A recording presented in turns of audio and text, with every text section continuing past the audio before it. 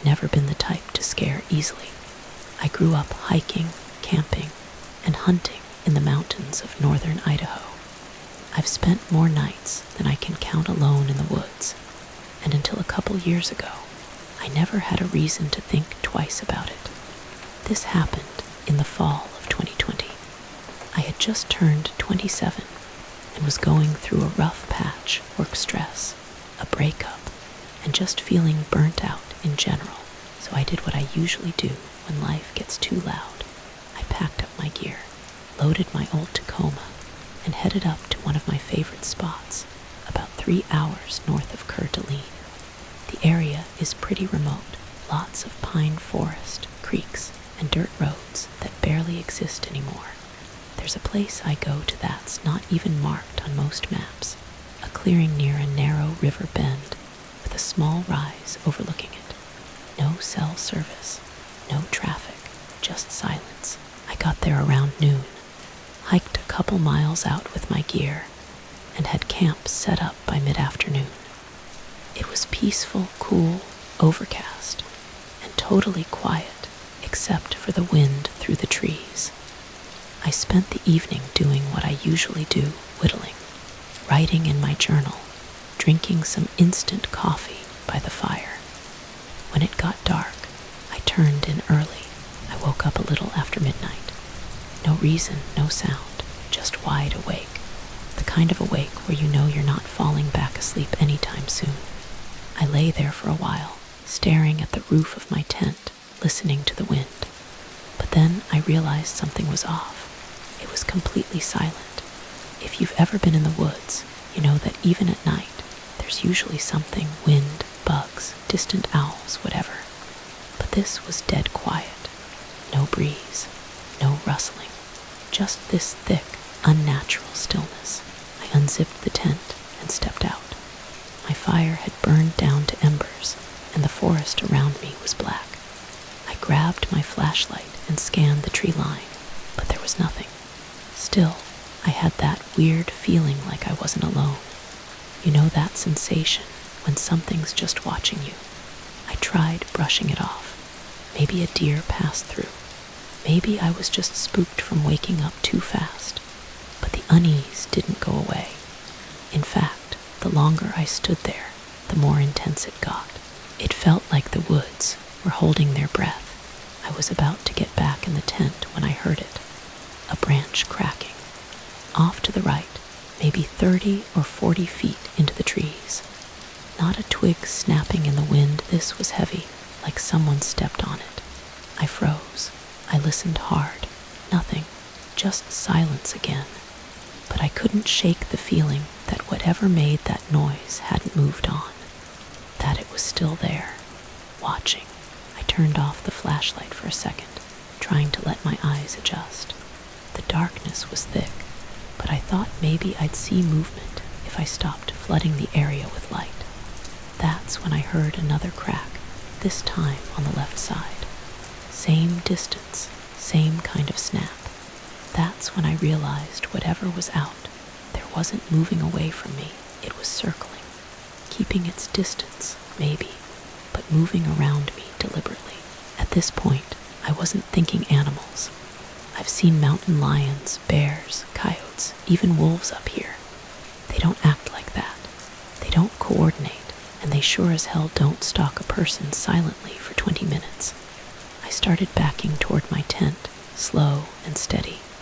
I wasn't armed, stupid, I know, but I had a hatchet, which I grabbed from my pack and kept in one hand. I stoked the fire a bit to get some light going. As soon as I did, I caught another sound breathing. It was faint, but real.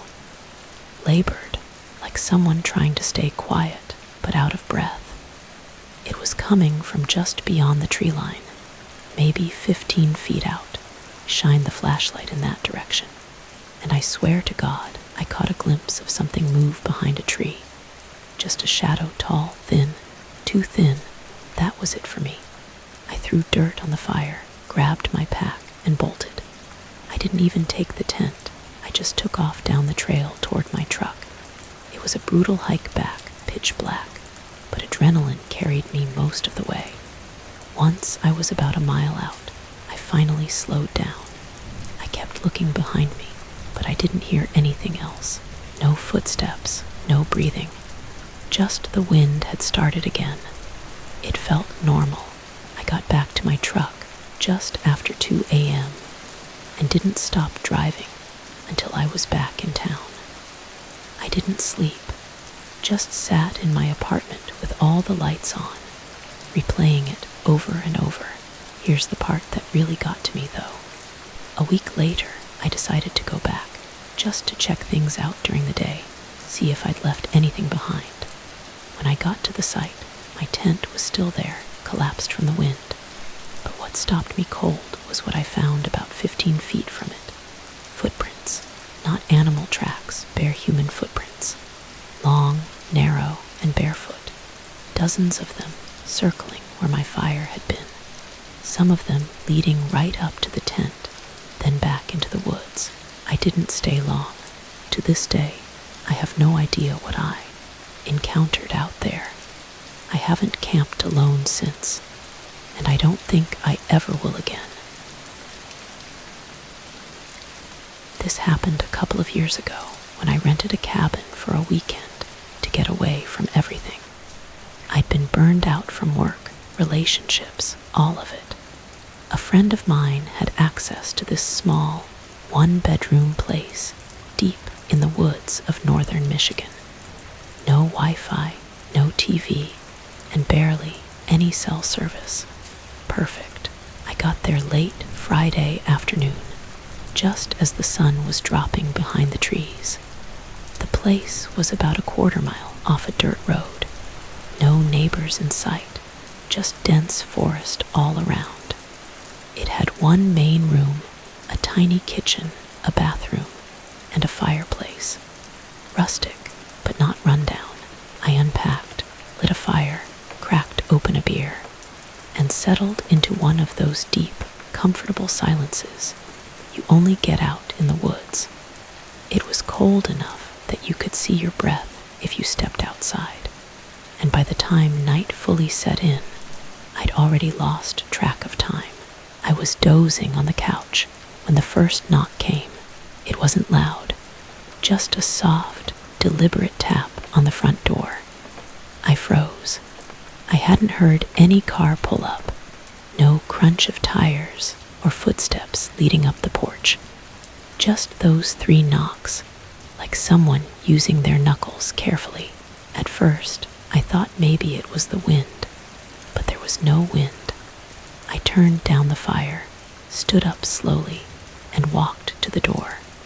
There's a small window at the top, frosted with age, just enough to distort whatever was on the other side.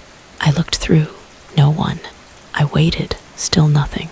Eventually, I cracked the door open, maybe 6 inches, and peered out. The porch was empty, just dark trees and the faint glow of moonlight bouncing off frost-covered leaves. I shut it, locked the deadbolt, and chalked it up to my imagination. The woods can play tricks on you, especially when you're alone. I figured maybe a branch fell against the door or an animal got too close. But then, about 20 minutes later, it happened again. Same knock. 3 slow taps, like someone asking to be let in without waking a baby. This time I didn't open the door. I just stood there, staring at it, listening. And then I heard something even worse. Breathing right outside the door. Slow, raspy, human breathing. No other movement, no shuffling or talking. Just someone standing there, barely a few feet away, exhaling steadily like they were trying not to panic. I backed away, heart pounding in my ears. I grabbed the fireplace poker, turned off every light, and waited near the back of the cabin. I don't know how long I stood there, 10 minutes, maybe more. Eventually, the breathing stopped. I didn't sleep much that night. The next morning, I walked around the property, looking for tracks. The ground was hard, partly frozen, so there weren't any clear footprints. But I did find something odd near the side of the house, an old tin can, partially crushed. It hadn't been there the night before. I left it alone and tried to enjoy the day. Hiked a bit, read by the fire, cooked a simple dinner. I didn't even think about leaving. I convinced myself it must have been a prank or some drifter passing through. Still, I made sure the door was locked tight before bed and kept the poker close again. It wasn't long after midnight when I heard it for the third time, but this time it wasn't at the front door. It was the side window. I froze again, every instinct screaming at me not to move. The window didn't have a curtain, and I knew if I got close, whoever was out there would see me. The tapping came again, lighter this time, more patient. Not urgent, not threatening, just persistent. I stayed low and crept into the bathroom where there were no windows. I sat on the cold tile floor, back against the tub, and waited. I couldn't hear the breathing this time, but I felt it. That pressure, like something was pressing in from the outside. Like I was being watched, not from one spot, but from every side at once. I must have sat there for an hour. When I finally got the courage to peek out into the main room, everything was still. The window was empty. No tapping, no breathing, nothing. But the front door was unlocked. I know for a fact I locked it before bed. I checked it 3 times. There's no way it opened on its own. And yet there it was, just barely cracked open, like someone had gently pushed it to see if it would move. I shut it, locked it again, and pushed the kitchen table in front of it for good measure. I left that morning. Didn't wait to see if the knocking would come again. I packed my bags while it was still dark and drove straight out of there. My friend asked me why I left early. I told him I had a migraine. He laughed and said, "Yeah, the silence out there'll do that to you." I didn't tell him the real reason. A couple of months later, I found out something that still gives me chills. That cabin, it used to be owned by an old man who went missing in the woods. Just vanished. No sign of him, no clues, nothing. Locals say he went mad after his wife died and started living like a hermit, talking to things in the trees, wandering around at night. Some say he still comes back, knocking on doors, trying to find his way home. But whoever or whatever I heard knocking that night wasn't lost. It knew exactly where I was. I don't usually tell this story. It's not flashy or dramatic, but it stuck with me in a way I can't explain. It happened in late October of 2017. I was driving from El Paso, Texas, to Santa Fe, New Mexico. I had a friend up there I hadn't seen in years, and I'd taken a week off to catch up and just get away for a bit. I left El Paso in the late afternoon, thinking I'd make it most of the way that night and stop at a motel along the route. I took Highway 54, which is one of those long, flat roads that cuts through miles of open desert. No towns, no gas stations for stretches at a time, just horizon and road and the occasional jackrabbit. Around 9 p.m., I was somewhere between Carrizozo and Vaughn. That part of the highway is desolate, no lights, no other cars. I hadn't passed anyone for at least 20 minutes. I remember the moon was out and the sky was clear. You could see forever, but somehow it still felt claustrophobic out there. I was sipping from a bottle of water, music low, just zoning out on the drive when I saw him. A man standing on the shoulder of the road up ahead. At first, I thought maybe I was seeing things.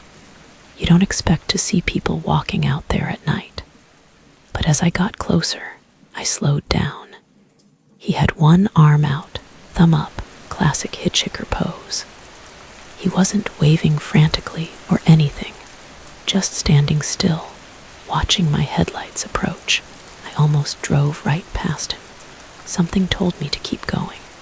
I had that instinct, that gut twinge, where your body knows something before your brain catches up. But I slowed anyway and pulled off to the shoulder. The guy looked normal. Jeans, dark jacket, maybe in his late 20s or early 30s. He didn't have a backpack or anything on him. That was the first weird thing. You don't hitchhike through the middle of nowhere with no gear. I rolled down the window a bit and asked if he was okay. He didn't answer right away, just stood there, staring into the car. Then he leaned in a little and said, "Headed north." His voice was low and dry, almost hoarse. I told him I was going toward Santa Fe, and he nodded once. "Mind if I ride a bit?" I hesitated. Everything about this felt off, but I was also raised to help people if you can. And maybe this guy really was just stuck. I unlocked the door and told him to hop in. He got in slowly, sat down without saying anything else. I watched him buckle his seatbelt and stare straight ahead. His hands were resting in his lap, no visible weapons, nothing threatening. But I could feel the tension climb in the car immediately. We drove in silence for a while. I tried to make conversation, asked him where he was headed. He said, "North," no name, no backstory, just one-word answers. After a few minutes, I asked if he was from New Mexico. He said, "Used to be." Again, no elaboration. The air felt heavy, like the temperature had dropped. I remember turning down the AC just to make sure it wasn't blasting cold by accident. But the air still felt wrong. Dry, like old wood or dust. I glanced at him again. He wasn't looking at me. He hadn't moved since getting in, just sat there, staring straight ahead like he was watching something I couldn't see. About 15 minutes into the ride, he finally spoke again. "You ever pick someone up before?" I said no, not really. He nodded. "Not many do anymore." There was a pause, and then he said, "Sometimes people disappear out here." That stopped me. I laughed a little nervous laugh and asked, "What do you mean?" "Just what I said," he replied, not even blinking. "Sometimes they get picked up and never make it to where they were going." I didn't say anything. I just focused on the road. More minutes passed. He suddenly pointed to a dirt road off to the right, one of those barely there tracks that led out into the brush. "Drop me there," he said. I slowed down and pulled off, tires crunching on gravel. He opened the door but didn't get out right away. He looked at me for the first time since he got in, and I finally got a good look at his eyes. They were wide, too wide, bloodshot, but not from drugs or exhaustion, just wrong. Like he'd seen something a person isn't supposed to see, and there was something else behind them, something cold, empty. I still think about that look sometimes when I'm lying in bed. Right before he stepped out, he said, "You should keep your doors locked out here." Then he shut the door and walked into the dark. No flashlight, no hesitation, just vanished into the brush like he belonged to it. I watched him go until he disappeared from view. Then I locked the doors, turned the car around, and floored it. The rest of the drive to Santa Fe was uneventful, but I couldn't shake the feeling that something had gotten in that car with me. Not the man, something else. Like I'd opened a door I wasn't supposed to. A few days later, I was telling my friend about it. He grew up in New Mexico and has all kinds of stories about weird desert folklore. Skinwalkers, ghosts, old highway spirits. When I described the guy, he didn't even flinch, just nodded and said, "You're lucky he let you go." I've thought about that ride a lot over the years, who he was, where he came from, whether he was just some guy down on his luck, or something older, something that walks the roads looking for doors to slip through. I haven't stopped for a hitchhiker since.